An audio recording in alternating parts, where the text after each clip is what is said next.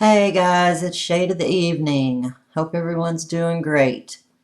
Been on a little bit of a break, but got some things in the works, videos, live streams, and this is something that I've been wanting to do for a little while. I decided to call it Portable Magic. It was a quote I saw from Stephen King about books and how wonderful they are, and I wanted to read you guys some of my favorite books.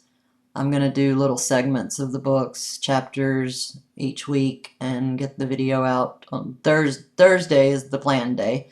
So hopefully that'll be what happens. Um, the first book I'm going to read is called Still Life with Woodpecker, and it's by an author named Tom Robbins. If you have not read his stuff, I highly recommend it.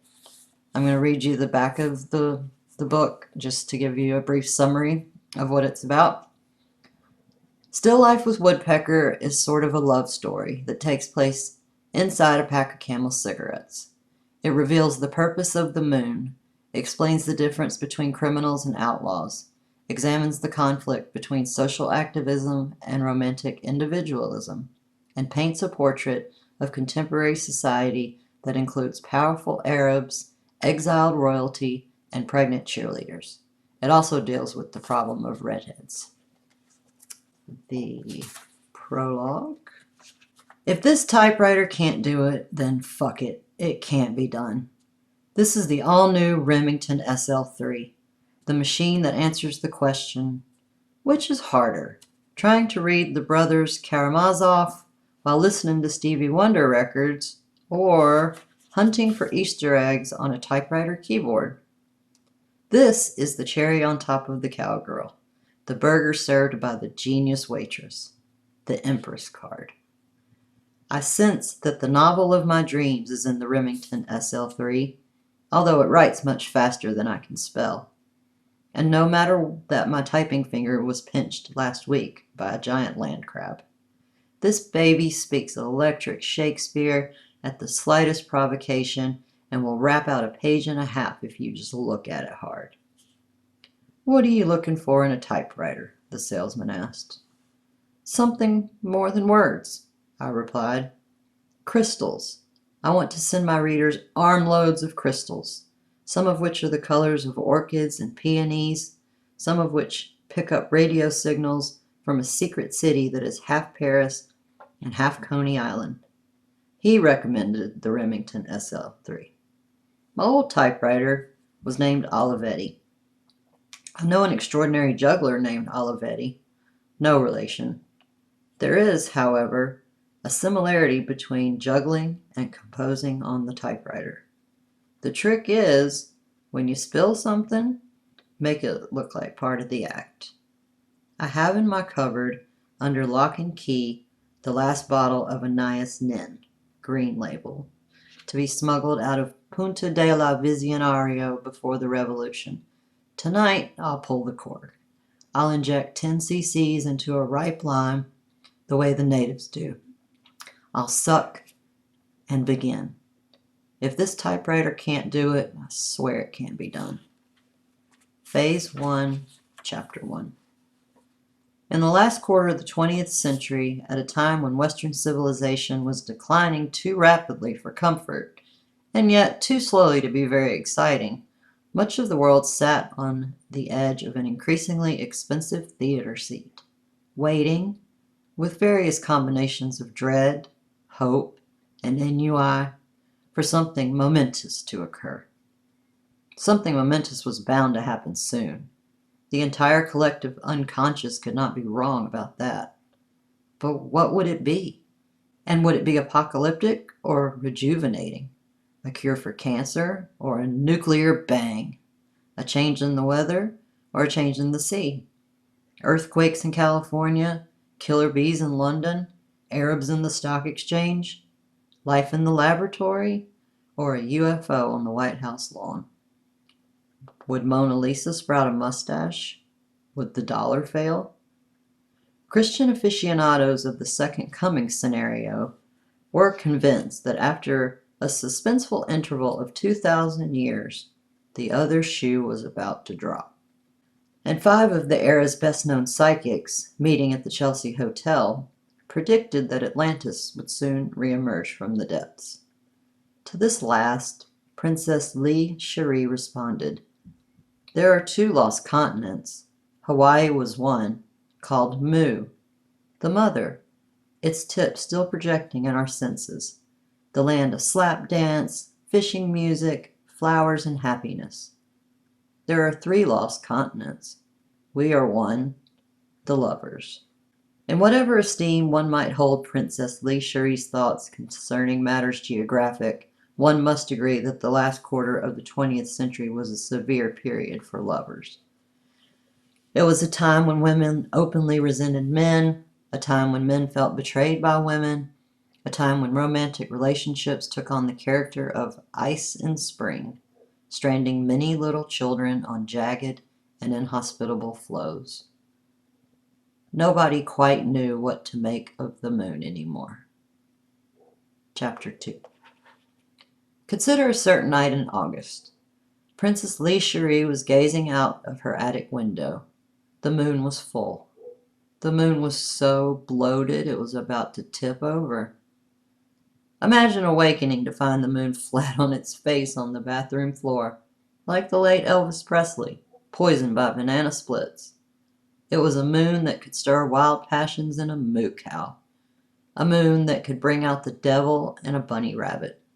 A moon that could turn lug nuts into moonstones, turn Little Red Riding Hood into the big bad wolf.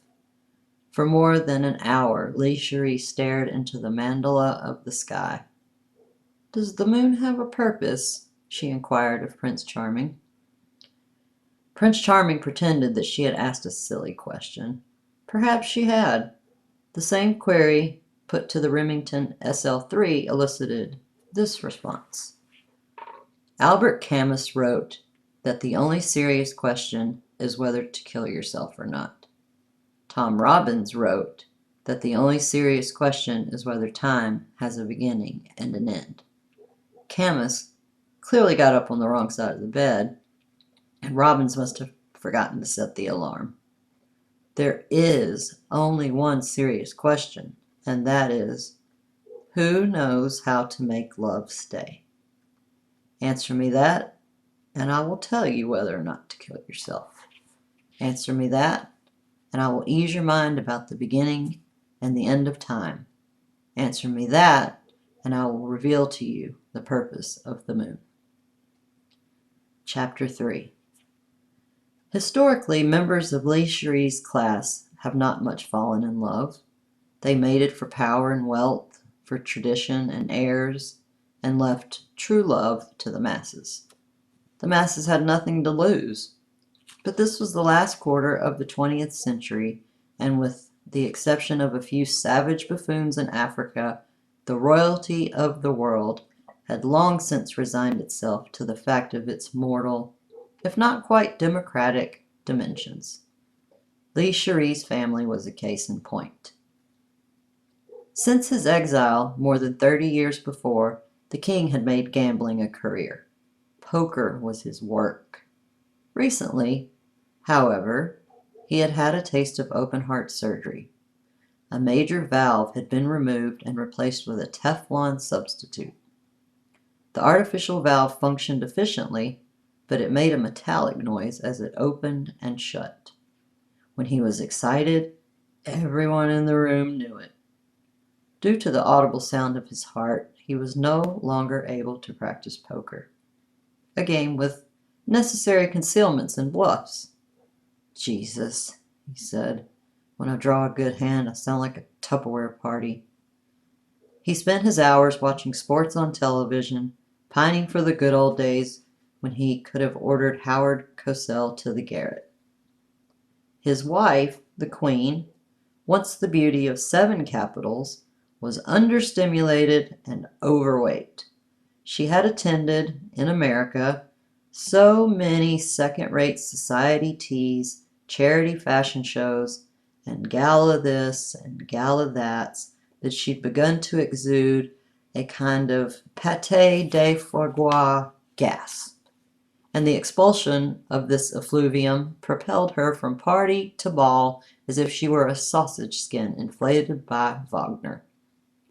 With no lady to attend her, she required 2 hours to dress, and since she changed clothes thrice daily, the draping, bejeweling, and painting of her bulk amounted to a full-time job. The queen had long ago abandoned her husband to the tube and her daughter to the attic. Her sons, she could scarcely recall their number, were scattered about Europe, entangled in endless financial adventures of a primarily shady nature, and they were lost to her. She had one intimate, a chihuahua that she clutched to her bosom. If asked what he expected from the last quarter of the 20th century, the king would have replied, "Now that it is no longer reasonable to hope for the restoration of the monarchy, my fondest wishes are that the Seattle Mariners win the pennant, the Seattle Sonics make the NBA playoffs, the Seattle Seahawks go to the Super Bowl, and that play-by-play announcers will be replaced by Sir Kenneth Clark." The same question directed to the Queen would have induced this reaction. "Uh-oh, spaghetti-o," her favorite Americanism. "What can you expect of crazy peoples? I'm happy only that mein father and Mamma Mia are in the heaven and not having to suffer from no stinking modern times. Sacre bleu! I do my duty to the crown, and das is that." The Queen had learned English in 7 capitals.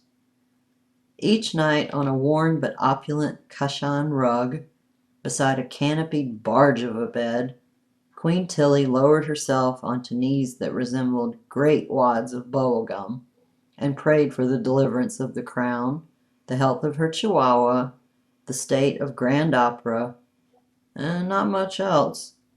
Each night, King Max would steal into the kitchen to eat, by the spoonful, the salt and sugar that the doctors had eliminated from his meals. "It's something other than 5 centuries of inbreeding that's queering this royal family," thought Princess Lee Cherie, whom gossip columnists recently had characterized as a retired cheerleader, a moonstruck social activist, a tragic beauty who has sequestered herself in an attic. This family has got the last quarter of the 20th century blues. Chapter 4. Palace in exile for the Furstenberg Barcelonas, which was quite their name, was a voluminous 3-story yellow frame house on the shore of Puget Sound. The house was built in 1911 for a Seattle lumber baron, who, in reaction against the turrets, cupolas, and dormers that embellished the frontier Gothic mansions of his peers, ordered an American house, a house without frills, and got just that. It was a barn, a box with a peaked roof.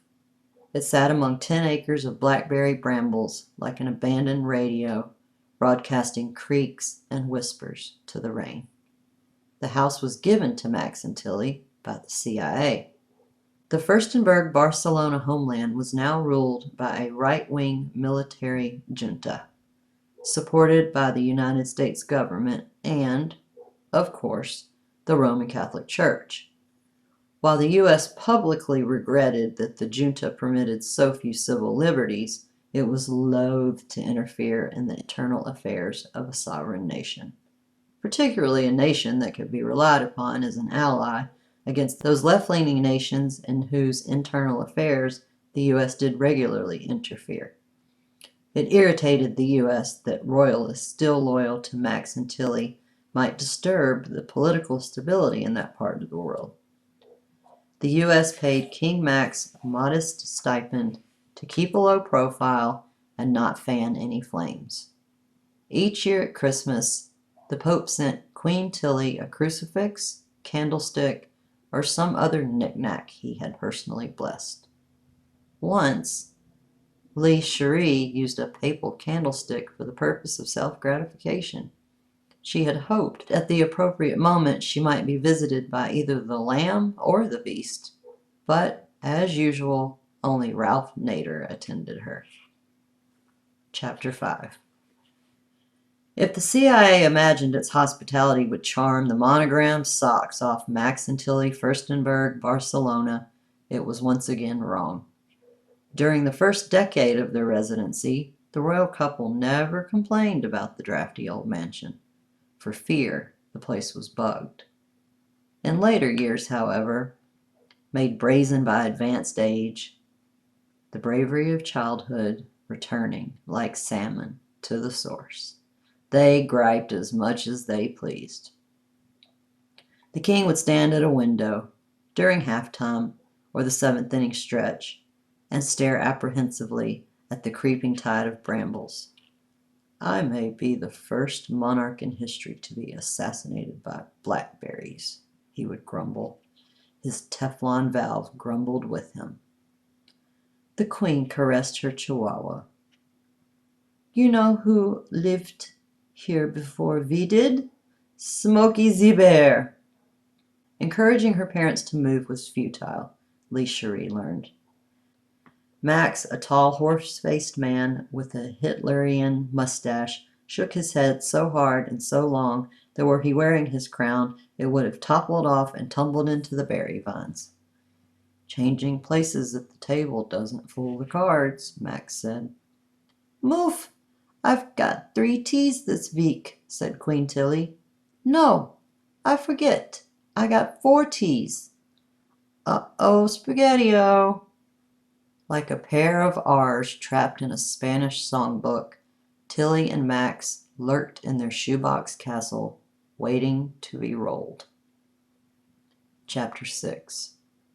The princess lived in the attic. As a child, it had been her favorite playroom. It was private and cozy up there. She had liked the low, slanted ceiling and the complete absence of coat of arms wallpaper. As a child, she had appreciated the view of Puget Sound from the attic's west window and the view of the Cascade Mountains from the window facing east.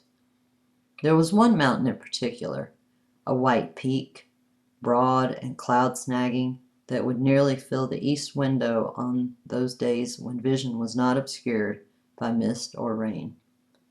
The mountain had a name, but Lee Cherie could never remember it.